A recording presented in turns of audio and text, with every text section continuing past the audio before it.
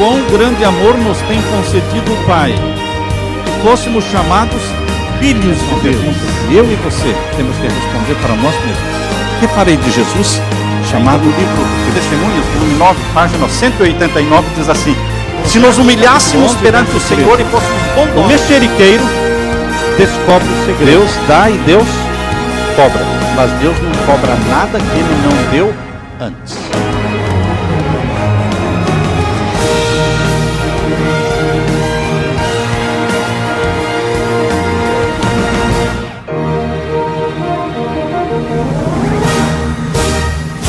Pai querido que estás nos céus, humildemente estamos aqui na Tua presença, para dar glória ao Teu nome, pelo privilégio de estarmos vivos, Te adorando, apresentando-Te nossos agradecimentos e nossos pedidos também. Derrama o Espírito Santo sobre nós ao estudarmos a Tua palavra nesta hora, que o Senhor dê luz celestial para todos nós. Em nome de Jesus pedimos, amém, Senhor. Amém. Podemos baixar um pouco o volume, por favor? Hoje nós vamos estudar o capítulo 18 do livro Eventos Finais. O capítulo 18 começa falando sobre a grande angústia. Quando Cristo cessar a sua obra como mediador em favor do ser humano, porque Jesus, no ano 31, quando subiu ao céu, foi entronizado no santuário celestial. 50 dias após a ressurreição de Jesus, ele foi entronizado no dia de Pentecostes, no santuário celestial, como nosso mediador, como nosso intercessor. Isto do ano 31 até o ano 1844. Em 1844, 22 de outubro, ao ele passar para o lugar santíssimo, ele iniciou uma obra de juízo, oficiando como juiz. Então ele acumulou duas funções, mediador e agora juiz também. Mas o capítulo 18 começa dizendo que quando Jesus cessar a sua obra como mediador, quando ele vai cessar a sua obra como mediador? Quando, lá em Apocalipse capítulo 8, verso 5, quando ele lançar o incensário sobre a terra, ele cessa a sua obra como mediador. O mediador tem um incensário de ouro na mão, no qual ele intercede oferece incenso, que representa as orações dos santos, e intercede pelos santos. Quando Jesus lançar o incensário sobre a terra, Apocalipse 8:5, ele cessa a intercessão. A graça deixa de existir. Por isso, eu estou explicando para a gente entender bem esta frase inicial. Quando Cristo cessar a sua obra como mediador em favor do ser humano, então começará este tempo de angústia. Quando termina a graça, começa um tempo de angústia qual nunca houve. E alguém pode perguntar, mas então a angústia não começa antes? A angústia começa antes. Quando for aprovado o decreto dominical, começa uma perseguição contra os que guardam os mandamentos de Deus. Mas, queridos, esta angústia ela vai se intensificando, e quando a porta da graça se fechar, começa um tempo de angústia maior ainda. Porque agora, depois que a porta da graça se fechar, depois que Jesus terminar a sua obra de intercessão no céu, vem um outro decreto. O primeiro decreto foi o decreto dominical. O segundo decreto será o decreto de morte contra os guardadores do sábado. Por isso vem uma angústia maior, chamada de angústia de Jacó. Então nós temos que entender isso, para não pensar que a angústia só virá depois que a porta da graça se fechar, não. Ela vem antes, mas aqui ela se refere à grande angústia, que é chamada angústia de Jacó. E então, na sequência, o texto diz assim: estará então decidido o caso de todas as pessoas, e não haverá sangue expiatório para purificar o pecado. Quando Jesus lança o incensário sobre a terra, não tem mais sangue expiatório para oferecer a favor de ninguém. Não há mais graça, não há mais intercessão. Ao deixar Jesus sua posição como intercessor junto a Deus, faz-se então o solene anúncio. Qual é o anúncio? De Apocalipse 22, verso 11. A quem é injusto, faça injustiça ainda. E quem está sujo, suje-se ainda. E quem é justo, faça justiça ainda. E quem é santo, seja santificado ainda. Apocalipse 22, verso 11. Então o espírito repressor de Deus. Qual é o espírito repressor de Deus? Os 4 anjos. Lembram-se de Apocalipse capítulo 7, onde fala que tem 4 anjos segurando os 4 ventos para que não haja guerras e destruições, até que o povo de Deus seja selado na sua fronte com o selo do Deus vivo. Então, quando Jesus terminar a intercessão, o espírito repressor de Deus será retirado da terra. E então os 4 anjos soltarão os 4 ventos, e Satanás fará a obra que ele sempre desejou fazer, de destruição, de tragédia. Quando se encerrar a mensagem do terceiro anjo, qual é a mensagem do terceiro anjo? Apocalipse capítulo 14 diz lá, a primeira, a segunda e a terceira mensagem. Lá no verso 9, verso 10, verso 11 diz: se alguém adorar a besta ou a sua imagem, e receber na sua mão ou na sua testa o sinal da besta, este também beberá do vinho da ira de Deus sem mistura, e será atormentado com fogo e enxofre. Essa é a mensagem de advertência pesada. Este é o último apelo de Deus para uma raça humana que está para ter o seu destino eterno selado, para a vida ou para a morte. Este é o último apelo, a mensagem angélica. Quando for pregada essa mensagem e todos fizerem a sua decisão, quando se encerrar a mensagem do terceiro anjo, a misericórdia não mais pleiteará em favor dos culpados habitantes da terra. Não mais misericórdia agora, não mais graça. O povo de Deus terá cumprido a sua obra. Que obra? Pregar as 3 mensagens angélicas. E o povo de Deus recebeu o quê? A chuva serôdia. A chuva serôdia é aquela pela qual nós estamos clamando dia e noite. Todas as manhãs eu peço o batismo do Espírito Santo, porque o batismo do Espírito Santo não ocorre uma vez na nossa vida.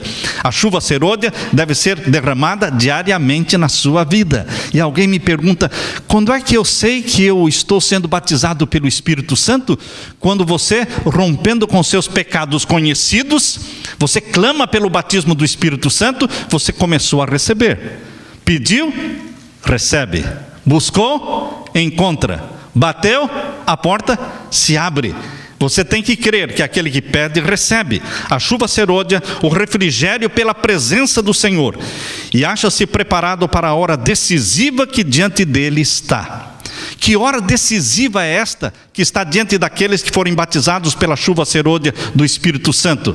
Eles terão que viver após o fim da graça, após o fechamento da porta da graça, eles terão que viver sem intercessor no santuário celestial, porém cheios do Espírito Santo.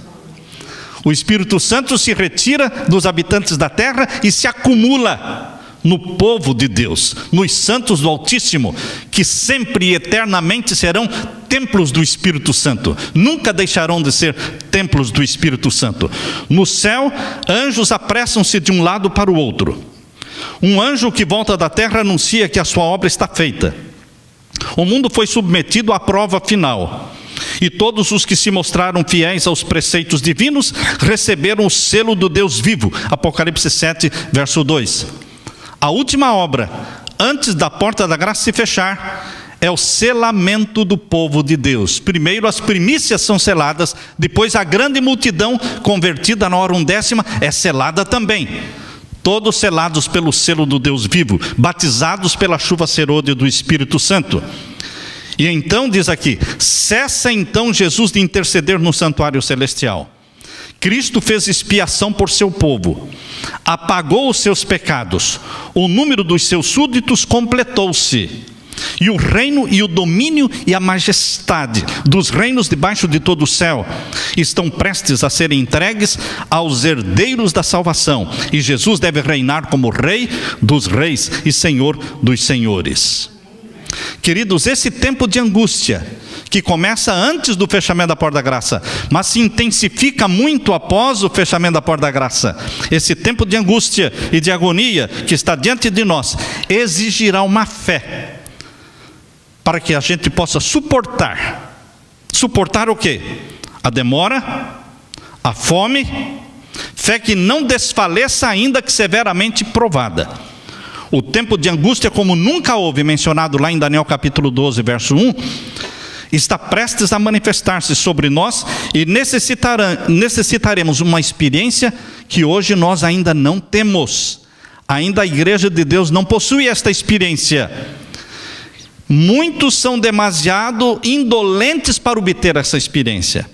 Ocorre muitas vezes o caso de se supor maior a angústia do que em realidade é.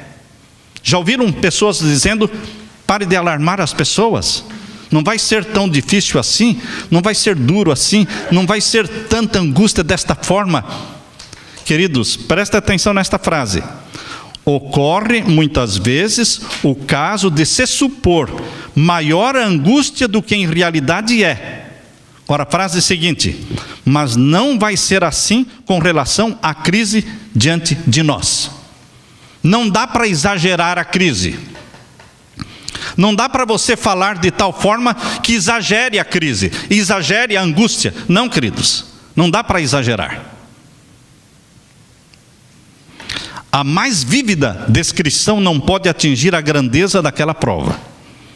Quando Jesus deixar o Santíssimo, seu espírito refreador será retirado dos governantes e do povo, e serão deixados ao controle dos anjos maus. Quando o Espírito Santo se retira da terra, mas batiza com a chuva serôdia o povo de Deus, os governantes da terra ficam entregues aos anjos maus, aos demônios. Imaginem só. Então, diz aqui, serão feitas por conselho e orientação de Satanás leis que, se não fosse muito breve o tempo da angústia, o tempo da angústia, quando nunca houve, vai ser quanto tempo? Muito breve. Louvado seja Deus por isso. Leis serão feitas pelos governantes, guiados, orientados pelos demônios, para que nenhuma pessoa, leis pesadas que nenhuma pessoa se salvaria se o tempo não fosse abreviado. É o que diz aqui. Se não fosse muito breve o tempo, nenhuma pessoa se salvaria. E se eu não consigo suportar a prova? O que Deus vai fazer com você ou comigo que não conseguiríamos suportar a prova? Aqui diz que Deus retira-nos antes do tempo da prova. Antes do tempo da prova. Leiam agora esse pensamento.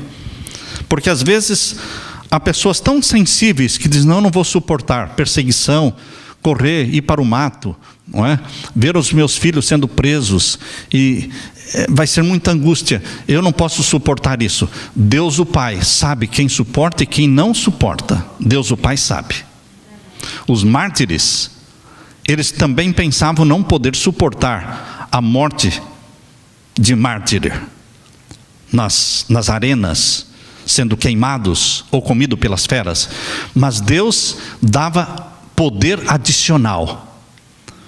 Nós não sabemos, é algo miraculoso, como eles morriam cantando, louvando a Deus.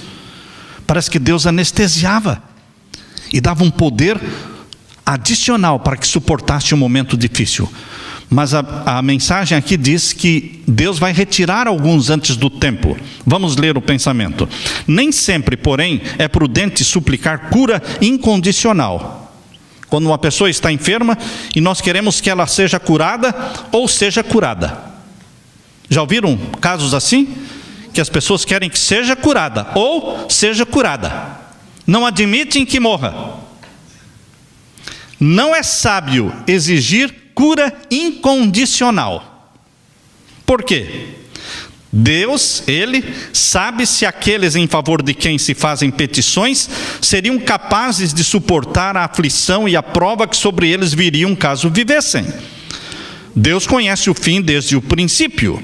Muitos serão levados a repousar antes que a prova de fogo do tempo de tribulação venha sobre o nosso mundo. Por quê? Porque Deus é um Pai misericordioso. Eu não sei se eu vou suportar. Ninguém sabe. De ninguém, só Deus sabe. O Senhor muitas vezes me instruiu de que muitos pequeninos, muitas crianças, hão de ser removidas antes do tempo da angústia. Havemos de ver de novo nossos filhos. Aonde? No céu. Havemos de nos encontrar com eles de novo e reconhecê-los nas cortes celestiais. Aleluia, irmãos. Aleluia. A gente descansa nos braços de Deus, entendendo que Deus é um Pai cheio de amor, e se Ele permite uma doença e permite uma morte, é porque é o melhor para os seus filhos.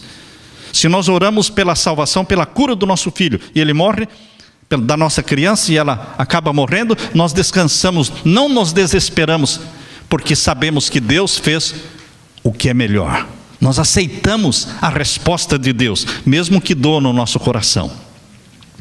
Diz o grande enganador, Satanás: nossa principal preocupação é silenciar quem? Uma seita de observadores do sábado. Finalmente teremos uma lei para exterminar a todos os que não se submeterem à nossa autoridade. Satanás, ele está vidrado, está obcecado neste grupo que guarda os mandamentos de Deus, porque são pessoas ungidas pelo Espírito Santo que ousam se levantar contra Satanás, que ousam se levantar contra os mandamentos dos homens, que ousam se levantar contra Roma e permanecem fiéis, submissos a Jesus e a Jesus somente. É desígnio de Satanás fazer com que eles sejam exterminados da terra, a fim de que não seja contestada a sua supremacia no mundo. Satanás não quer ver a sua supremacia sendo contestada. A igreja remanescente terá de passar por grande prova e aflição. Aqueles que guardam os mandamentos de Deus e a fé de Jesus sentirão a ira do dragão e dos seus exércitos, porque está em Apocalipse 12:17. Apocalipse 12:17, que diz que o dragão irou-se contra a mulher, que é a igreja, e foi fazer guerra ao resto da sua semente, os que guardam os mandamentos de Deus e têm o testemunho de Jesus. O dragão está irado contra os que ousam desafiar e contestar a sua supremacia. Satanás adquiriu domínio sobre as igrejas apóstatas, mas eis um pequeno grupo que resiste à sua supremacia. Se ele os pudesse desarraigar da terra, completo seria o seu triunfo. Como influenciava as nações pagãs para destruir Israel, assim num futuro próximo, ele, Satanás, incitará as maléficas potências terrestres para destruir o povo de Deus. Vi que os 4 anjos, lá de Apocalipse capítulo 7, verso 1, segurariam os 4 ventos, até que a obra de Jesus estivesse terminada no santuário do céu. E então viriam as 7 últimas pragas. Essas pragas enfureceram os ímpios contra os justos. Por que os ímpios se enfurecem contra os justos? Porque pensam que as pragas são causadas por este pequeno grupo que não guarda o domingo, que insiste em guardar o sábado. E eles acham que nós seremos a causa do sofrimento deles, pois pensavam que nós havíamos trazido juízos divinos sobre eles, e que se pudessem nos livrar a terra de nós, as pragas cessariam. Quando o anjo da misericórdia dobrar as asas e for embora, Satanás fará os maus atos que por muito tempo desejava realizar. Hoje ele quer, mas ele está controlado. Mas quando a porta da graça se fechar e o anjo da misericórdia for embora, Satanás fará os maus atos que ele sempre tem desejado realizar. Tormentas e tempestades.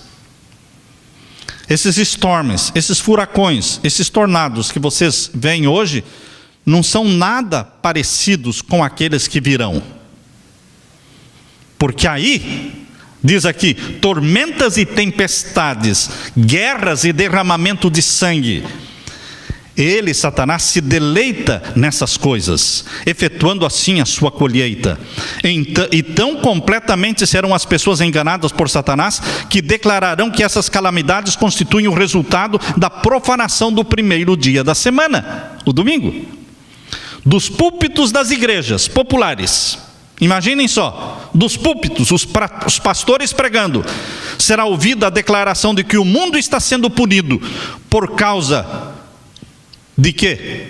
O domingo não está sendo honrado como deveria. Nós já começamos a ouvir esta história de que a família precisa de um dia. Os crentes e os não crentes, eu li agora as notícias dos últimos depoimentos do Papa Francisco, dizendo que crentes e não crentes deveriam respeitar o quê? O domingo. E que a não guarda e o não descanso no domingo está causando um impacto muito negativo no mundo. Então, queridos, está se afunilando para chegar um momento em que isto virá como lei. Aquilo que o Papa faz como sugestão, os governos da terra correm para cumprir como lei. O desejo do chefe de Roma é uma lei para os governantes do mundo. Para o bem, para o sábio diz que uma palavra basta, não é? Eles querem obedecer. E aqui diz ainda: insistir-se-á em que os poucos que permanecem em oposição a uma instituição da igreja e lei do Estado não devem ser tolerados. É lei do Estado? É um desejo da igreja? E os que forem contra? Não devem ser tolerados. É isso que vai acontecer. O que é a profecia? A profecia é Deus escrevendo a história antes dela acontecer. Isso é profecia. A profecia não é Deus determinando o que vai acontecer. Não é Deus que determina o que vai acontecer. Deus fala o que vai acontecer porque Ele conhece o fim desde o princípio. E Ele dá a profecia contando o que vai acontecer, para que quando acontecer a nossa fé seja fortalecida. Por isso Deus está dizendo o que vai acontecer. Num país livre como nós vivemos aqui, onde igreja e Estado são separados, é quase que impossível uma pessoa imaginar que haverá uma lei dominical impondo obrigatoriamente e impondo morte para aqueles que não observarem o domingo. Neste país que se orgulha de liberdade, é quase que impossível pensar que algo possa acontecer, mas a profecia está dizendo que vai acontecer. E quando as coisas começam a ocorrer de acordo com a profecia, nossa fé é fortalecida. Aqui diz, o mesmo argumento, há 1800 anos, foi aduzido contra Cristo pelos príncipes do povo. Saiu um decreto para matar os santos, o que fez com que eles clamassem dia e noite por livramento. Assim como Nabucodonosor, o rei de Babilônia, promulgou um decreto de que todos se prostrassem e adorassem a imagem, todos que recusassem adorar a imagem seriam mortos. Que imagem? Lá do capítulo 3 de Daniel. Ele construiu uma grande imagem de ouro e exigiu que todos a adorassem. Lembram-se da história dos 3 amigos de Daniel que não se ajoelharam e foram lançados na fornalha de fogo ardente. Mas lá dentro da fornalha de fogo ardente, onde foram lançados os 3 hebreus, apareceu um quarto. E Nabucodonosor, olhando, disse: não foram 3 que nós lançamos? Sim, mas eu vejo 4, e o quarto é parecido com o Filho de Deus. Queridos, assim como Nabucodonosor levantou uma imagem para ser adorada, assim também, novamente, Roma vai levantar uma imagem para ser adorada. E adoração é exigir respeito e observância do primeiro dia da semana, o falso sábado.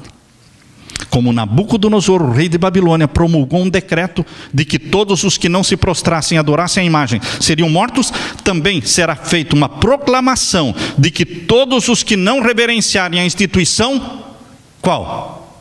Do domingo. Está claro isso, irmãos? Profecia sendo proferida por Deus para que eu entenda e minha fé cresça quando acontecer, porque vai acontecer. Todos os que se recusarem a reverenciar a instituição do domingo serão punidos com prisão e morte. Leiam todos atentamente o 13º capítulo do Apocalipse, capítulo 13. Pois ele tem que ver com todo ser humano, grande ou pequeno. Apocalipse 13 fala sobre o decreto dominical. Queridos, sairá o decreto proibindo aos que guardam o sábado do Senhor comprar ou vender. Os que guardam o sábado não poderão comprar e nem vender, ameaçando-os de punição e mesmo de morte, se não observarem como dia de descanso o primeiro dia da semana. Os poderes da terra, unindo-se para combater os mandamentos de Deus, decretarão que todos, pequenos e grandes, ricos e pobres, livres e servos, Apocalipse 13:16, se conformem aos costumes do quê?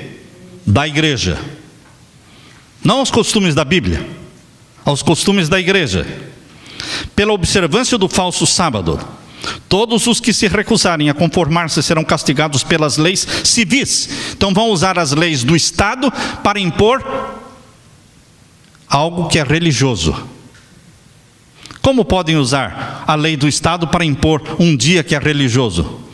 Queridos, há mais de 20 anos atrás, a Suprema Corte dos Estados Unidos já declarou que o dia de domingo como dia de guarda é uma lei civil e não religiosa. Vocês sabiam disso? Há mais de 20 anos atrás, a Suprema Corte dos Estados Unidos já declarou que a observância do domingo não é algo religioso, é algo civil. Então, que não fere a Constituição americana. Já criaram toda a plataforma que precisavam para esta lei.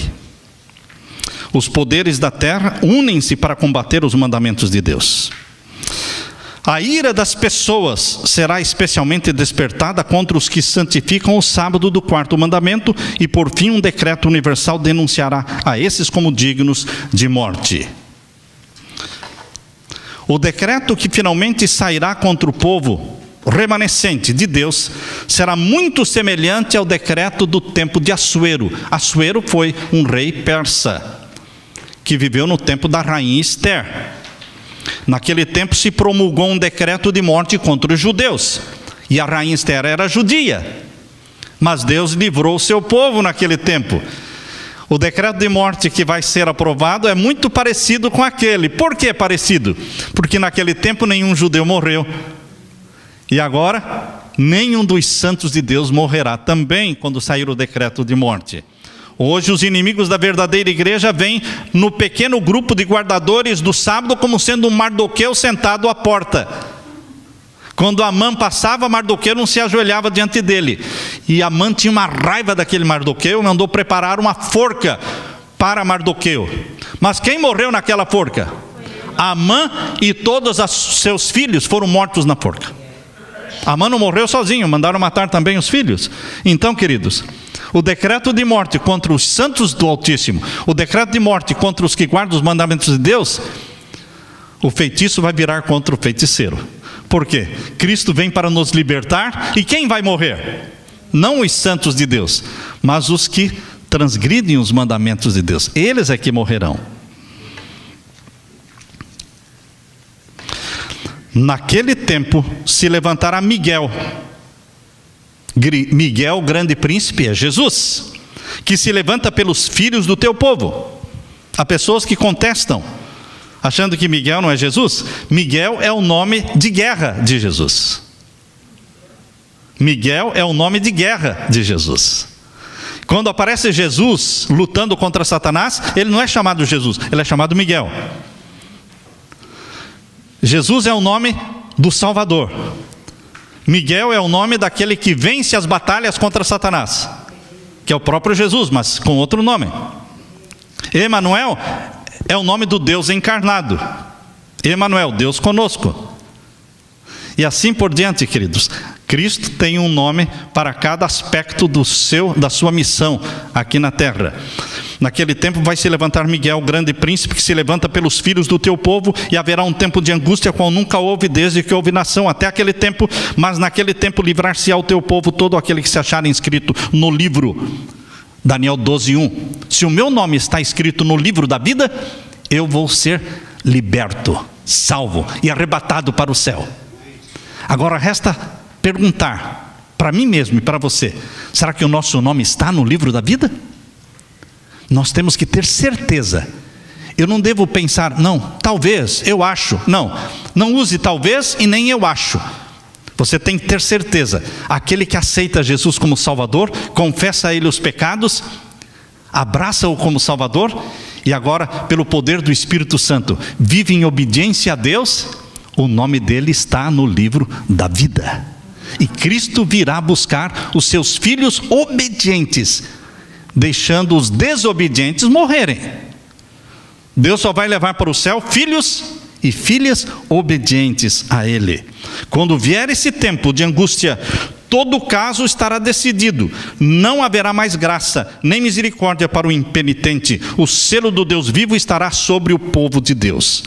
Quando o decreto for promulgado pelos vários governantes contra os observadores dos mandamentos, lhes retirar a proteção do governo, abandonando-os aos que lhes desejam a destruição, o povo de Deus fugirá das cidades. Hoje, se alguém quiser invadir a sua casa, você disca 911, 91.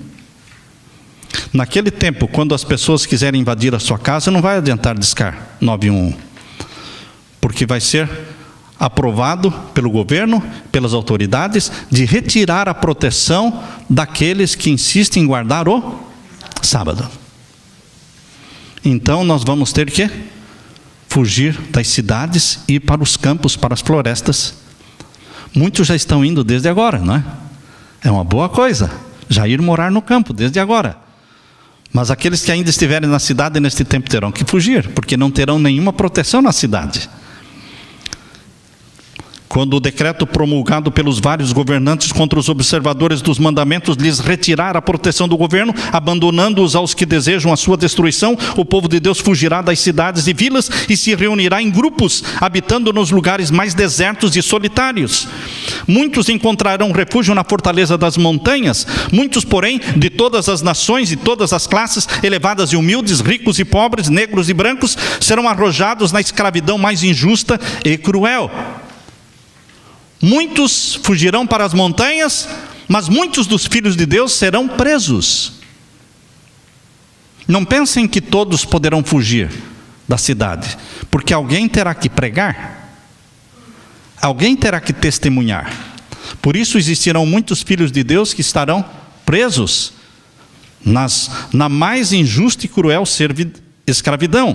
Os amados de Deus passarão dias difíceis em prisões, sentenciados à morte, aparentemente deixados a morrer nos escuros e fétidos calabouços. Mas não vão morrer, irmãos. Aparentemente abandonados, mas não estão abandonados. Ainda que um decreto geral haja fixado um tempo em que os observadores dos mandamentos poderão ser mortos, seus inimigos, em alguns casos, se antecipam ao decreto. Antes do tempo especificado, se esforçam por lhes tirar a vida. Mas ninguém pode passar através dos poderosos guardas estacionados em redor dos que são fiéis a Deus. Alguns são assaltados ao fugirem das cidades e vilas, mas as espadas contra eles levantadas se quebram e caem tão impotente como uma palha. Outros são defendidos por anjos sob a forma de guerreiros. Deus não abandona o seu povo. Os que estiverem fugindo para as montanhas e para as florestas estão protegidos pelos anjos, e os que estiverem presos nas cadeias também estarão protegidos pelos anjos. O povo de Deus nesse tempo não está todo ele num só lugar. Estarão espalhados em toda a extensão da terra. Essas pessoas se encontram em grupos diferentes em todas as partes da terra e serão provadas não em grupo. Presta atenção agora. As pessoas não serão provadas em grupo, mas individualmente. Cada um terá de resistir à prova por si mesmo. Não é falar, não, se você ficar firme eu fico também. Queridos, cada um tem que ter a certeza da fé em Jesus e a certeza de que é filho de Deus e saber responder por que ele obedece os mandamentos de Deus. A decisão é pessoal. A fé dos membros individuais da igreja será provada como se não houvesse outra pessoa no mundo. Minha esposa terá que dar razão da sua fé. Eu terei que dar razão da minha fé.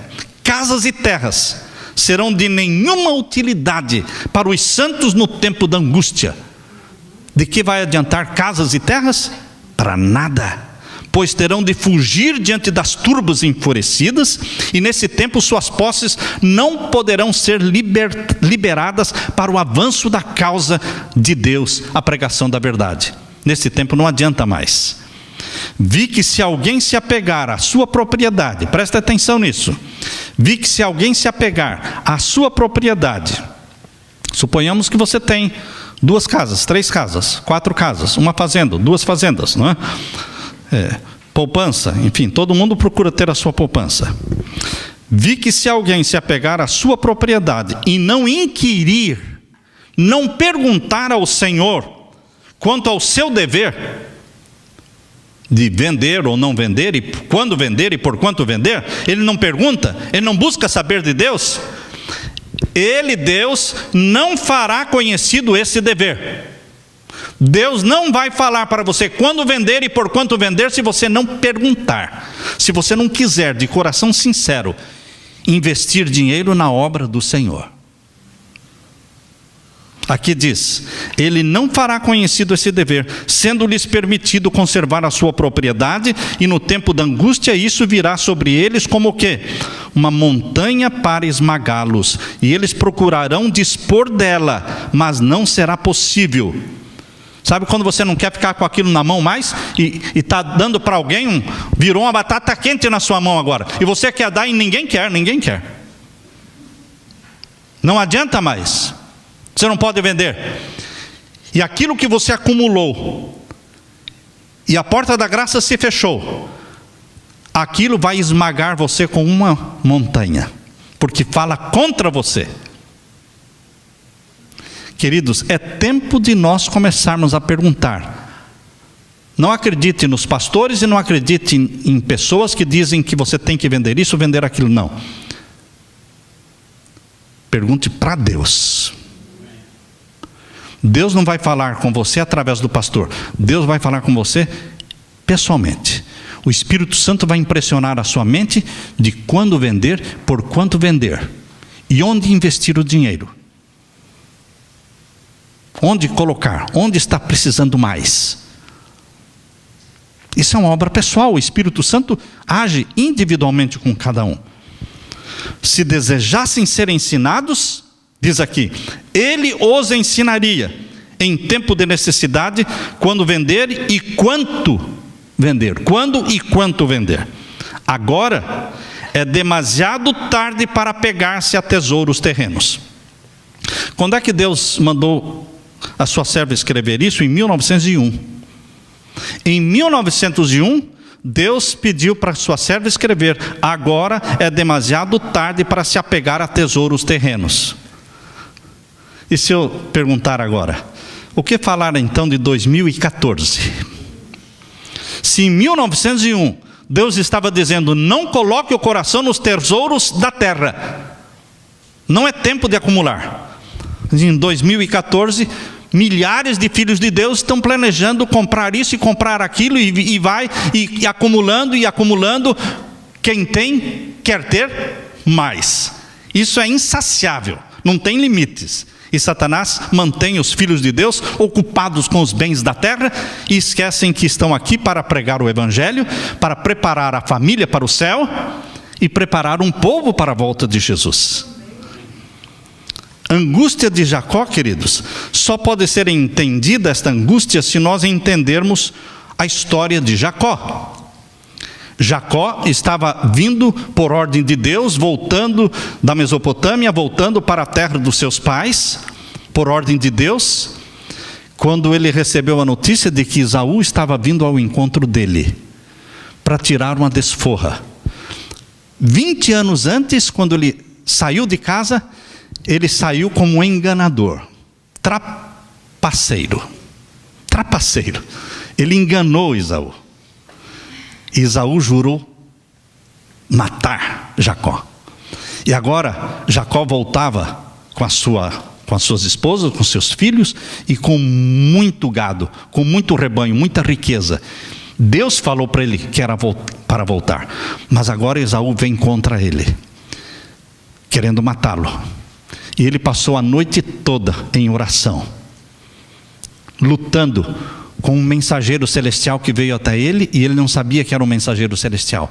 No escuro ele lutava com esta pessoa, lutava com este ser, mas ele não conseguia. E foi quando estava para amanhecer o dia, o anjo do Senhor, era o próprio Jesus que estava ali, tocou na junta dele e deslocou. Aí pronto, aí Jacó não conseguiu lutar mais nada, mas aí ele sentiu que não era um ser natural, era um ser sobrenatural. Ele se agarrou neste ser, porque Jesus falou: é hora de eu ir embora, porque está raiando o dia. Mas ele se agarrou e disse: eu não te deixarei ir se não me abençoares. Queridos, foi ali que Jacó pediu perdão? Não. Jacó já tinha pedido perdão. Jacó já tinha sido abençoado pelo Senhor. Deus já tinha conversado com Jacó várias vezes. Foi atendendo um pedido que Deus lhe fez que ele estava voltando para a casa do seu pai. Mas por que ele disse: eu não te deixarei ir se não me abençoares? Porque ele queria uma confirmação da bênção. A angústia de Jacó, queridos, vai ocorrer depois que a porta da graça se fechar. E não é uma hora de receber perdão, porque não vai ter mais perdão para ser dado. Não será uma hora de confessar pecados, porque tudo que nós tínhamos que confessar, já confessamos antes da porta da graça se fechar. Mas o que vai acontecer na hora da angústia de Jacó? Quando o decreto de morte for aprovado contra nós, contra o povo de Deus que guarda os mandamentos de Deus, nós tremeremos. E nós vamos nos agarrar a Deus com oração e com lágrimas e pedir a bênção de Deus, a confirmação de que o Senhor está conosco. É a confirmação da bênção que Jacó recebeu. É a confirmação da bênção e da presença de Deus ao seu lado que você vai buscar e vai receber nesta hora da angústia de Jacó. Mas ao mesmo tempo em que tem uma profunda intuição da sua indignidade, os filhos de Deus têm uma profunda intuição da sua indignidade, não possuem falta oculta para revelar. Nós nos achamos indignos, e vamos sempre nos achar indignos, mas naquele momento, na angústia de Jacó, não vamos ter faltas ocultas para confessar. Nós confessamos tudo. Seus pecados foram examinados e extinguidos no juízo, não os podem trazer à lembrança. Sua fé não faltará, diz aqui, por não serem suas orações respondidas imediatamente. Apoderar-se-á da força de Deus, assim como Jacó lançou mão do anjo, e a sua expressão será: não te deixarei ir, se me não abençoares. Deus não consentiria que os ímpios destruíssem aqueles que estão se preparando para a trasladação, e que se não encurvariam ao decreto da besta, nem receberiam o seu sinal. Vi que se fosse permitido aos ímpios matar os santos, Satanás e todo o seu exército maléfico e todos os que odeiam a Deus ficariam satisfeitos. Seria um triunfo para Satanás poder matar os santos de Deus nesse tempo da angústia de Jacó, no tempo do decreto de morte. Mas Deus não vai permitir. Não vai permitir, porque não morreriam como mártires. Que triunfo seria para a sua majestade satânica ter poder na luta final sobre os que por tanto tempo haviam esperado ver aquele a quem amaram. Aqueles que haviam zombado da ideia de os santos ascenderem para o céu serão testemunhas do cuidado de Deus para com o seu povo e contemplarão seu glorioso livramento, porque Deus nos livrará. O povo de Deus não estará livre de sofrimento, mas conquanto perseguidos, angustiados, conquanto passamos por privações e soframos pela falta de alimento, não seremos abandonados a perecer. O Senhor proverá o pão e a água. E é bom nós entendermos que é o pão e a água. As pessoas no deserto, de 40 anos atravessando o deserto, reclamaram do pão e da água que Deus deu. Chamaram o pão do céu, chamado de maná, chamaram de este vil pão. Xingaram o pão que Deus fez cair do céu. O que Deus está preparando para você e para mim, naquele tempo de angústia, é pão e água. Será que nós estamos acostumados a comer simples? Comer simples? O Senhor tem me mostrado repetidamente que é contrário à Bíblia fazer qualquer provisão para o tempo de angústia. Vi que se os santos tivessem alimento acumulado por eles no campo, no tempo da angústia, quando a espada, a fome e a pestilência estão por toda a terra, seria tomado deles por mãos violentas e estranhos ceifariam seus campos. Há pessoas que me escrevem perguntando: deveríamos fazer provisão? Guardar alimento? Nem alimento e nem dinheiro. Não seria útil. O povo de Israel que atravessou o deserto não foi sustentado pela comida que trouxeram do Egito, irmãos, em bagagens, em freezers, né? Freezer. Existe uma igreja que tem no subterrâneo, os mormons, né? Os mormons têm subterrâneos enormes, onde tem milhares e milhões de toneladas de comida, de tudo que precisa. Queridos, nós não precisamos fazer provisão, porque nosso pão e a nossa água serão certos. Será para nós, então, tempo de confiar inteiramente em Deus, e Ele nos sustentará. Vi que nosso pão e nossa água serão certos nesse tempo, e que não teremos falta nem padeceremos fome, pois Deus é capaz de estender para nós uma mesa no deserto. Se necessário, Ele enviaria corvos para alimentar-nos, como fez com Elias, ou faria chover maná do céu, como fez com os israelitas. Pão e água é tudo o que foi prometido ao remanescente fiel de Deus. Agora, queridos, na página 153, eu estou pulando porque o capítulo é bem longo. Aqui fala do povo de Deus enquanto reinar Satanás. Bem no começo da página 153, batalha contra o próprio eu. Enquanto reinar Satanás, teremos de subjugar o próprio eu. O sermão que eu preguei sábado passado, o título foi A Cruz Escondida. E a cruz escondida que o cristão carrega é para crucificar não os outros, é para crucificar o nosso eu.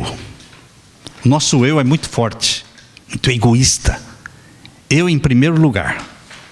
Em segundo lugar, o eu. Em terceiro lugar, o eu de novo. Queridos, vejam o que Deus está dizendo aqui. Enquanto reinar Satanás, teremos de subjugar o próprio eu e vencer os pecados que nos assaltam. Enquanto durar a vida, não haverá ocasião de repouso, nenhum ponto em que possamos atingir e dizer: alcancei tudo completamente. Finalmente, alcancei a santificação que sempre quis, agora estou no ponto.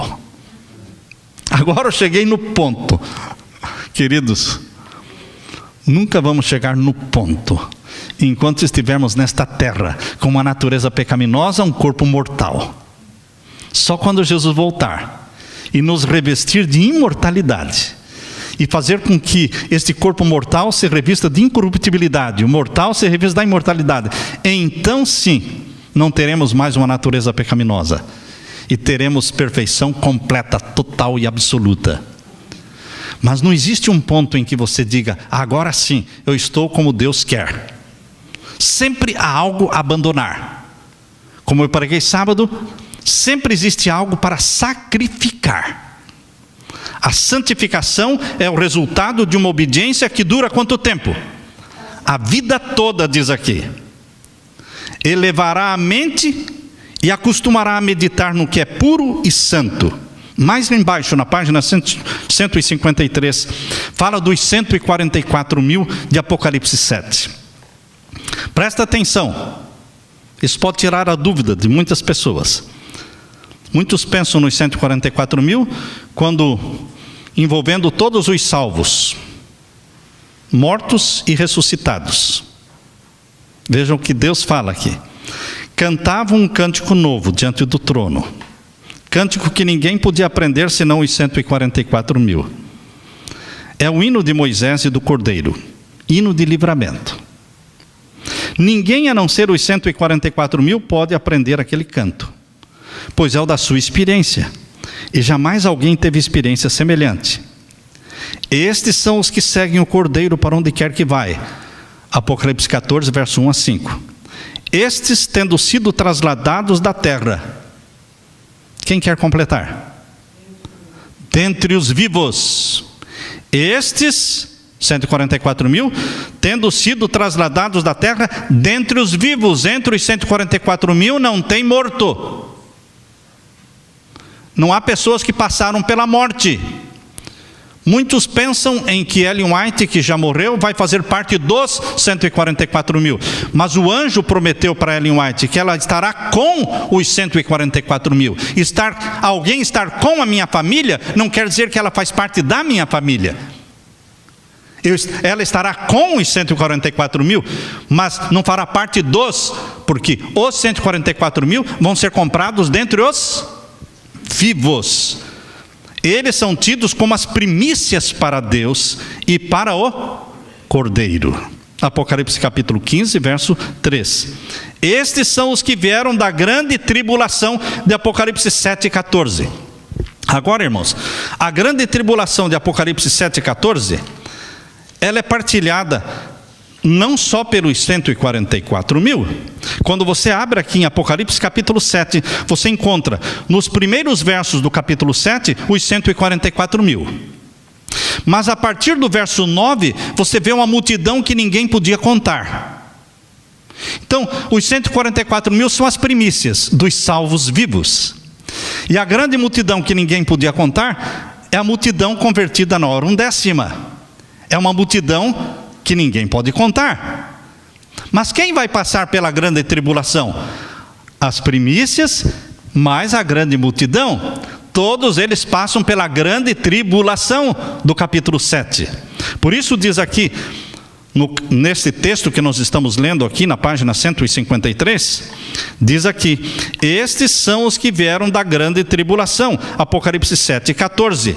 Passaram pelo tempo de angústia, tal como nunca houve desde que houve nação. Suportaram a aflição do tempo de angústia de Jacó. Permaneceram sem intercessor durante o derramamento final dos juízos de Deus.